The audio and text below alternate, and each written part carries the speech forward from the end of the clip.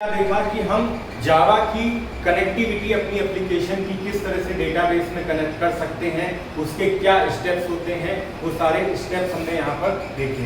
अब हमको क्या करना है, जावा प्रोग्राम बनाना है जो कि हमारा इसी डेटाबेस से कनेक्टिविटी हम कराएंगे। तो सबसे पहले हमें एक डेटाबेस क्रिएट करना होगा जो कि हम phpMyAdmin के थ्रू हम क्रिएट कर सकते हैं, ध्यान कर लेते हैं। Now what we have to do, we have to write a Java program to connect our database and that database is address book। ठीक है, एक एड्रेस बुक हमने डेटाबेस बनाया है। इस एड्रेस बुक की कनेक्टिविटी करानी है हमें अपने जावा प्रोग्राम के थ्रू।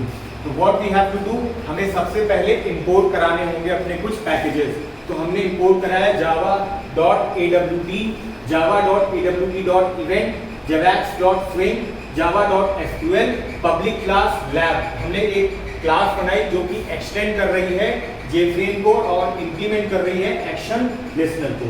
ठीक है, तो यहाँ पर हमने मल्टीपल इनहेरिटेंस का कॉन्सेप्ट यूज किया है इंटरफेस की मदद से।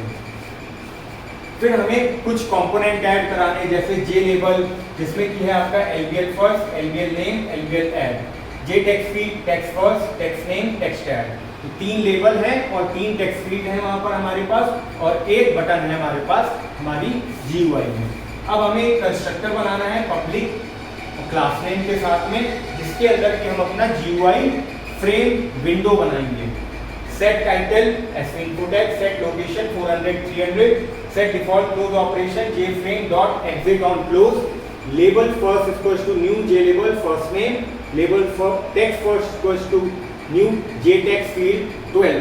इसका कंस्ट्रेंट कितना है 12। कितने टेक्स्ट इसमें लिखे जा सकते हैं, character 12। Label name equals to new J label, surname text name equals to new J text field 12, label add equals to new J label address, और यहाँ पर हमें फर्स्ट नेम हो गया, सरनेम हो गया, अब एड्रेस यहाँ पर नोटेट करा रहे हैं।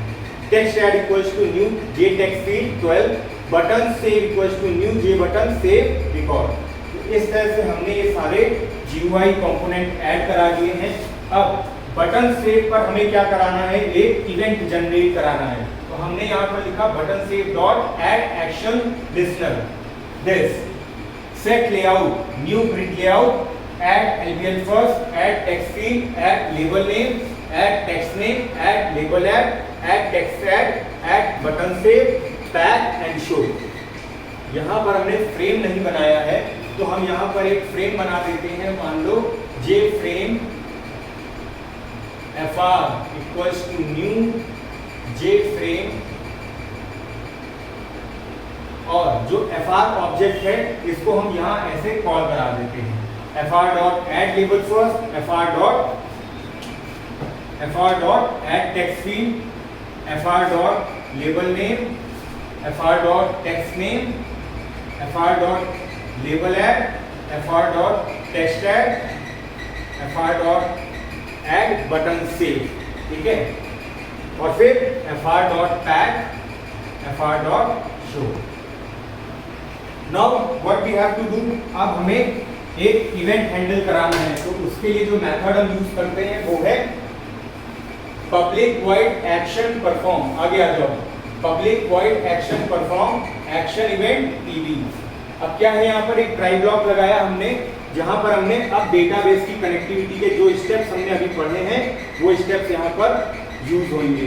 Class dot for name, com dot MySQL dot cj dot jdbc driver, string URL jdbc dot MySQL local host, और डेटाबेस का नाम यहाँ पर connection call equals to driver manager dot get connection URL root dot password, जो भी password आपका होगा।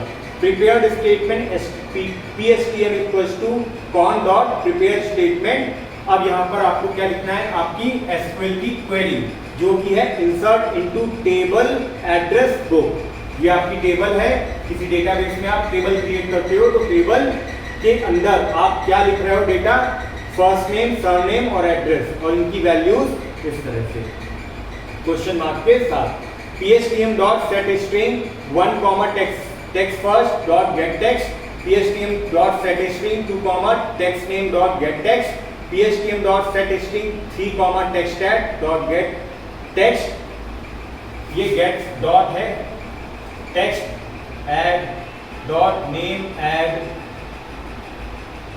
यहां पर लेना है। Now what we have to do, pstm dot execute update कर दिया, j option pan dot show message dialog null comma new record has been saved, com dot close catch SQL exception SQE SOPLN SQL error, j option pan dot show message dialog null data existed cache class not found error exception SOPLN class not found, यहाँ से खत्म। अब यहाँ पे आ जाओ, ये हमने पूरी क्लास अपनी बना ली, अब मेन मेथड बनाना है। तो मेन मेथड में हमने क्या किया, सीधे एक ऑब्जेक्ट बना दिया हमारे क्लास का। क्या लिखेंगे, public static void main string args, हमारी क्लास का नाम और ऑब्जेक्ट का नाम, न्यू क्लास नेम और कंस्ट्रक्टर कॉल। जैसे ही कंस्ट्रक्टर की कॉल होगा ये सारी चीजें इवेंट जनरेट होंगे। तो ये हमारा डेटाबेस कनेक्टिविटी का प्रोग्राम था। इसका पूरा डेमोन्स्ट्रेशन आपको अगले वीडियो में मिल जाएगा।